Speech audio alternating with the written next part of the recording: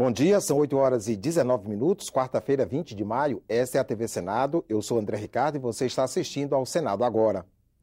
Os presidentes da Câmara e do Senado deverão receber hoje, aqui no Congresso, governadores para debater o Pacto Federativo. A repórter Dinalva Ferreira está ao vivo no Salão Negro e traz as informações. Bom dia, Dinalva. Bom dia, André. A reunião está prevista para as 11 da manhã e, como você já disse, vai acontecer no Salão Negro do Congresso Nacional. Os governadores foram convidados pelo presidente do Senado, Renan Calheiros, para vir a Brasília debater questões relacionadas ao Pacto Federativo, que é, na verdade, a maneira como a União se relaciona com os estados em assuntos como segurança, saúde e educação, por exemplo. O presidente do Senado tem defendido que o Congresso ofereça alternativas aos estados para enfrentar esse momento de crise. Algumas propostas devem estar na pauta dos governadores. O projeto que reforma o ICMS, reduzindo as alíquotas interestaduais, e também a PEC 33, que inclui a segurança pública entre as obrigações comuns da União, estados, Distrito Federal e municípios. Essa será a segunda vez que os governadores virão a Brasília para debater assuntos da agenda federativa. No primeiro encontro, em 2013, eles defenderam várias propostas, algumas já discutidas e aprovadas pelo Congresso. A renegociação das dívidas de estados e municípios em bases mais justas foi defendida pelos governadores na reunião. No final de 2014, foi aprovada a lei complementar que alterou o índice de reajuste das dívidas dos estados para o IPCA mais 4% ao ano. Sem regulamentação até agora, o Congresso debate um projeto que permita a aplicação da lei. O Estado do Rio Grande do Sul, a dívida era de 9 bilhões, pagou 14 bilhões e hoje a dívida é de 42 bilhões. Minas Gerais, a dívida era de 13 bilhões, pagou 25 e hoje a dívida é de 63 bilhões. Então nós estamos fazendo justiça. A ampliação da base do Fundo de Participação dos Estados e Municípios é outra proposta que surgiu na reunião. Em julho de 2013, o Congresso aprovou lei que definiu novos critérios para o rateio do FPE. Entendemos que a gente conseguiu, pelo menos nesse momento, eu diria até um período de paz e de tranquilidade jurídica para continuar tendo o repasse do Fundo de Participação para os Estados. De 2013 para cá, o Congresso também aprovou emenda constitucional que distribui de forma mais equitativa a receita tributária decorrente de operações na internet entre estados. A chamada PEC do comércio eletrônico foi promulgada no mês passado. A região Nordeste, como todos sabem, é a segunda região com maior número de compradores pela internet, sendo que a maioria das lojas virtuais se encontra nos estados mais industrializados, onde a arrecadação do ICMS incidia sobre essas operações. Daí que os grandes estados consumidores não se beneficiavam com essa movimentação de recursos, com essa partilha dos impostos. Alguns temas levantados pelos governadores ainda estão em debate no Congresso, como a convalidação dos incentivos fiscais, já aprovada pelo Senado e atualmente em discussão na Câmara, e a unificação das alíquotas do ICMS. O tema foi debatido em audiência pública na Comissão de Desenvolvimento Regional. Queria perguntar primeiro ao secretário Vilela, de São Paulo, se o novo perfil das alíquotas do ICMS, vinculado ao princípio do destino, deverá reforçar significativamente a receita de ICMS dos estados consumidores, né? Em especial do Norte, do Nordeste e do Centro-Oeste, e se estados do Sul e Sudeste estão preparados para essa nova partilha da receita. O encontro dos governadores aqui no Congresso será transmitido pelo nosso canal 3 da internet, no portal www.senado.leg.br/TV. O Senado deve votar hoje a MP 665, que altera regras do seguro-desemprego, abono salarial e também do seguro-defeso para os pescadores. A matéria tranca a pauta do plenário. Os deputados não fizeram mudanças no relatório encaminhado pela comissão mista que analisou a matéria. De acordo com o texto que será votado agora no Senado, o empregado terá direito ao seguro-desemprego se tiver trabalhado por pelo menos 12 meses nos últimos 2 anos. Hoje, a exigência é de apenas 6 meses de carteira assinada. Para pedir o benefício pela segunda vez, o trabalhador terá que comprovar 9 meses de atividade e um pouco menos, 6 meses de serviço para requisitar o benefício pela terceira vez. O seguro-desemprego estava tendo um prazo de carência de 6 meses, prazo esse que era previsto numa resolução do CODEFAT. A expectativa do governo era triplicar para a primeira solicitação esse prazo. A comissão mista, tentando uma solução intermediária, reduziu esse prazo de 18 para 12, mantendo o que já estava no antigo texto de lei. E esses 6 meses de diferença podem sim ter um impacto financeiro negativo em relação à expectativa do governo. Com relação ao abono salarial, o texto prevê que o empregado que recebe até 2 salários mínimos deverá ter trabalhado por 3 meses para ter direito ao benefício. Atualmente, o dinheiro é pago a quem tenha trabalhado por, no mínimo, 1 mês durante o ano. E o valor, que era sempre de 1 salário mínimo, será proporcional aos meses trabalhados. O texto não mudou as regras do seguro-defeso, salário pago aos pescadores no período em que a pesca é proibida. Foi mantida a exigência atual de pelo menos 1 ano de registro na categoria para ter direito ao benefício. O governo queria aumentar para 3 anos. Sei que a Câmara aprovou o projeto como o governo queria, mas nós vamos aqui também ampliar a discussão sobre ele. Confira agora a agenda das comissões do Senado para amanhã desta quarta-feira. A Comissão de Assuntos Sociais tem na pauta um projeto que obriga instituições públicas e privadas que operem veículos a dar prioridade para o transporte de órgãos e outras partes do corpo humano para transplante e tratamento médico. A audiência pública na Comissão de Educação para discutir projeto que restringe a venda de esteroides ou peptídeos anabolizantes. A reunião é interativa. Perguntas e comentários pelo portal senado.leg.br/audiência interativa ou pelo telefone do Alô Senado 0800 61 2211. Na primeira parte da reunião, a Comissão de Direitos Humanos tem na pauta projeto que prevê a reserva de vagas em estacionamentos públicos para gestantes a partir do 6º mês de gravidez e aquelas que tiverem dado à luz nos últimos 30 dias. Depois, os senadores analisam 2 relatórios. Um quanto à denúncia de discriminações contra o povo cigano da Bahia e outro sobre pedido dos vereadores de Concórdia, em Santa Catarina, para que se atenda a reivindicações de caminhoneiros. A Comissão de Constituição e Justiça está prevista para logo mais às 10 horas da manhã. Um dos itens na pauta é o que cria o Fundo Nacional de Desenvolvimento da Segurança Pública. Estabelece que uma parcela do IPI e do ICMS sobre venda de armas e material bélico vai para esse fundo. Uma parcela dos impostos arrecadados pelas empresas prestadoras de serviço de segurança também vai para o fundo e tem outras fontes, não é? Esse fundo será arrecadado pelo governo federal e, ao modelo do SUS, do Sistema Único de Saúde, ou do Fundeb, ele é transferido para os estados para aplicação na área de segurança pública. Cria um orçamento e você sabe que o orçamento é um instrumento da política. Sem orçamento, nada feito. As obras de transposição e revitalização do Rio São Francisco serão tema de audiência pública conjunta das Comissões de Desenvolvimento Regional e Meio Ambiente, Defesa do Consumidor, Fiscalização e Controle nesta quarta-feira.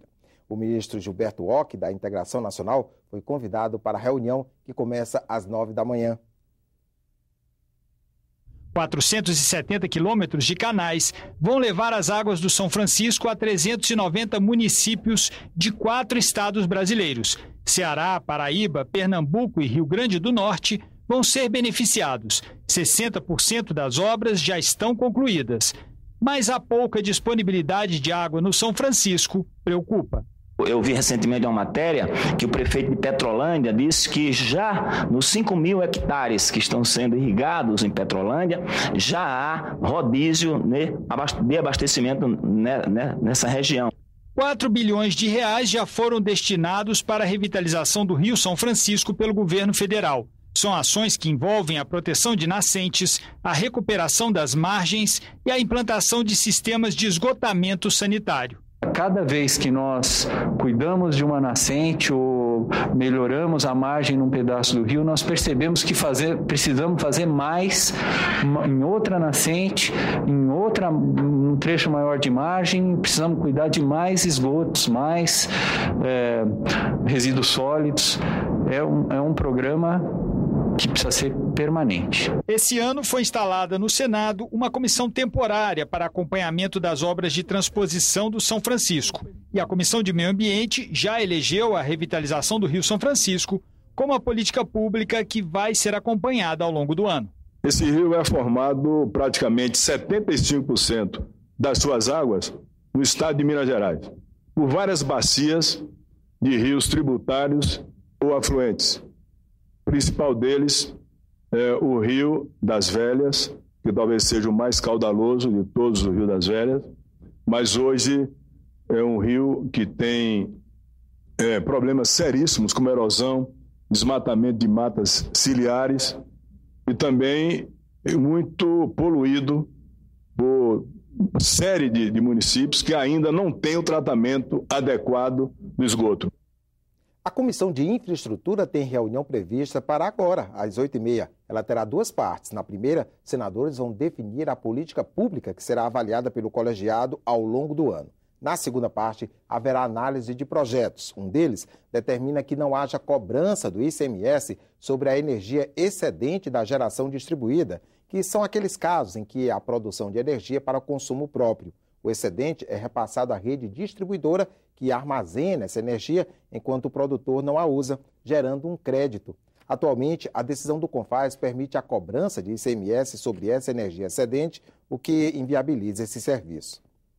A senadora Fátima Bezerra e a deputada Maria do Rosário lançam agora pela manhã a Frente Parlamentar Mista em defesa do ensino profissionalizante. A frente já tem a adesão de mais de 200 parlamentares e vai lutar pela aprovação do projeto de lei que regulamenta a profissão de tecnólogo.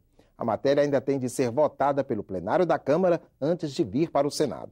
A frente também quer assegurar o cumprimento da meta de ampliação do ensino técnico prevista pelo Plano Nacional de Educação.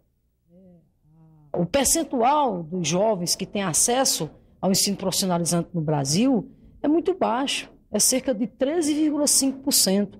O novo Plano Nacional de Educação coloca como desafio, nos próximos 10 anos, que é a vigência do PNE, a gente sair desses 13,5% para 33%. Isso significa o governo federal ajudar os estados a também terem as suas redes estaduais de ensino profissionalizante, fortalecer o Pronatec. Então, a frente tem esse caráter, tá entendendo? De ser mais uma instância parceira para que a gente possa promover, né, a modalidade da educação profissional, do ensino profissionalizante, tão importante para a nossa juventude, para os homens e mulheres, para a educação e para o desenvolvimento do nosso país. E logo mais às 14h, a Comissão Mista da Medida Provisória 671 reúne-se para ouvir o ministro do Tribunal Superior do Trabalho, Guilherme Augusto Bastos, e um representante da Confederação Brasileira de Futebol. A MP 671 criou o Programa de Modernização da Gestão e de Responsabilidade Fiscal do Futebol Brasileiro. 52 votos a favor, 27 contra. Está aprovado o nome do novo ministro do STF. Na mesma sessão do Senado que confirmou Luiz Fachin para o Supremo Tribunal Federal, os parlamentares rejeitaram uma indicação da diplomacia brasileira. O governo tinha pressa, queria aproveitar o quórum alto para garantir os 41 votos necessários. E assim que começou a ordem do dia, líderes da base aliada pediram que nós pudéssemos ter como primeiro ponto da pauta e na votação das autoridades a votação do nome do doutor Luiz Fachin para o Supremo Tribunal Federal. Mas o presidente do Senado, que na semana passada questionou os critérios usados por Dilma Rousseff para indicar ministros ao STF, não tinha a mesma urgência. Nós vamos votar hoje, mas a ordem será estabelecida pela mesa. O plenário tinha na pauta 4 nomeações de embaixadores. Os senadores aprovaram com folga os indicados para as representações do país na França, Mali e Geórgia. O problema foi na hora de votar o nome de Guilherme Patriota para a Organização dos Estados Americanos, OEA. Ele foi rejeitado por 37 votos a favor e 38 contra. Eu só quero lamentar até onde a disputa político-partidária está indo aqui nesse plenário do Senado. É a primeira vez na história que um diplomata de carreira é rejeitado pelo Senado Federal. A oposição brasileira não tem nesse plenário 38 votos. O que se fez aqui hoje foi uma análise serena, responsável, a partir das respostas dadas na sabatina e do histórico do sabatinado. Chegou a hora de votar a nomeação para o STF. Dos 81 senadores, apenas 2 não estavam na casa, Zezé Perrella e Roberto Requião, que mandou uma declaração de voto. O senador Requião pede que, contado o seu voto favorável ao professor Fachin para o cargo de ministro do Superior Tribunal Federal. O senador Magno Malta criticou as posições de Luiz Fachin em temas como legalização da maconha e criminalização da homofobia. Voto contra a indicação do Dr. Fachin para o Supremo Tribunal Federal. 9 meses após a aposentadoria do ministro Joaquim Barbosa, o STF volta a ficar completo. O plenário aprovou o nome de Luiz Fachin por 52 votos a favor e 27 contra. Existe uma identificação direta, política e ideológica do ministro com o PT e a presidente Dilma. Isso tira dele aquilo que é fundamental para o ministro, que é a imparcialidade. O Supremo não é o palco para gladiadores da política se confrontarem. Não é o espaço para o confronto de governo e oposição. O que vale aqui não é quem indicou. O que vale é o indicado e quem é ele, um grande jurista. O plenário do Senado aprovou na noite desta terça-feira o projeto de lei de conversão número 5 de 2015, originado da medida provisória 663. Agora, a matéria segue para a sanção da presidente Dilma Rousseff. O texto da MP 663 aumenta de 402 para 452 bilhões de reais o limite de recursos que o BNDES pode emprestar com subvenção da União. O relator, senador Ataídes Oliveira, acolheu uma emenda apresentada pelo senador José Serra, que prevê que o BNDES disponibilize demonstrativos contábeis na internet a cada bimestre. Uma emenda aprovada na Câmara destina 30% dos recursos emprestados pelo banco às regiões norte e nordeste do país. A maior transparência fiscal a respeito dos recursos obtidos pelo banco com o Tesouro é fundamental para que a sociedade brasileira possa realizar o adequado controle das políticas públicas em prol do desenvolvimento econômico. Senadores da oposição criticaram o aumento de despesas enquanto o governo tenta reduzir gastos. 14 bilhões de reais a custa de medidas provisórias altamente polêmicas que atingem direitos dos trabalhadores, enquanto apenas nessa medida provisória que o Congresso, que o Senado se apressa a votar, são 50 bilhões de dólares.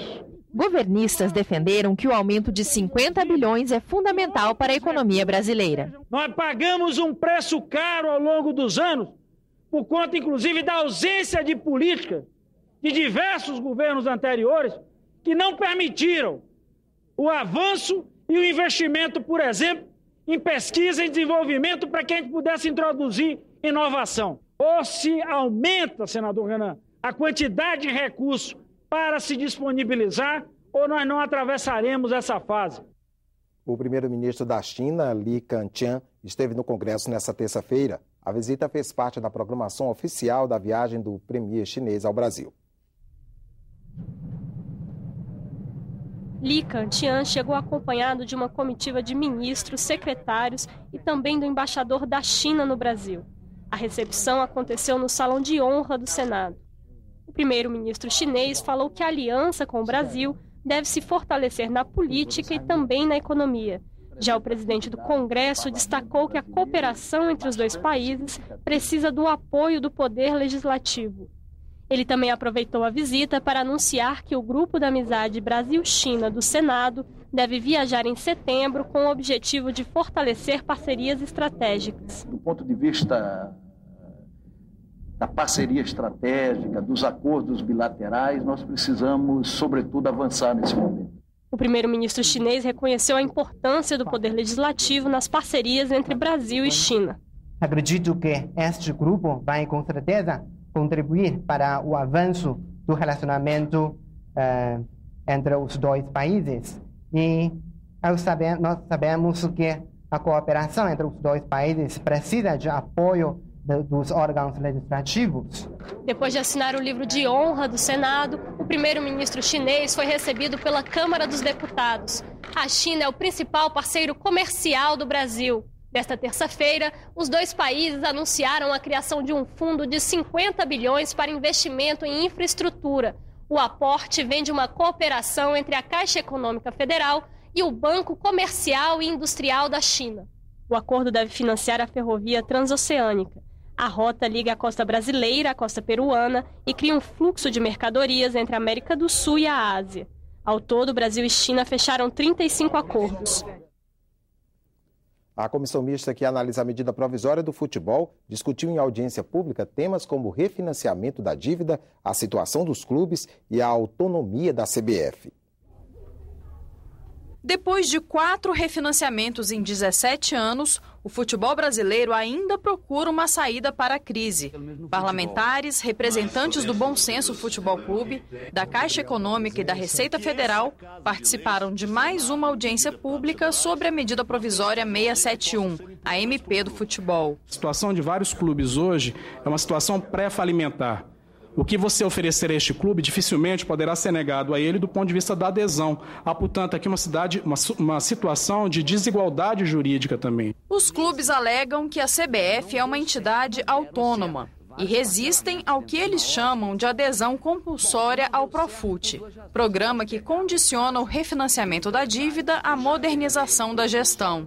O Bom Senso Futebol Clube defende o ponto de vista oposto. Os clubes têm a opção de aderir ou não à MP e, se não quiserem cumprir com as contrapartidas lá colocadas, podem muito bem pagar a dívida, no lugar de aceitar o refinanciamento. A Receita Federal alerta para o risco de uma banalização dos refinanciamentos. Nós já tivemos 9 parcelamentos especiais nos últimos anos, desde o ano de 2000, inclusive essas 9 modalidades, inclusive todas elas havendo a possibilidade do parcelamento de dívidas pelos clubes de futebol. Na opinião do senador Omar Aziz, clubes de futebol não podem ser tratados da mesma forma que empresas. A finalidade de uma empresa é ter lucro.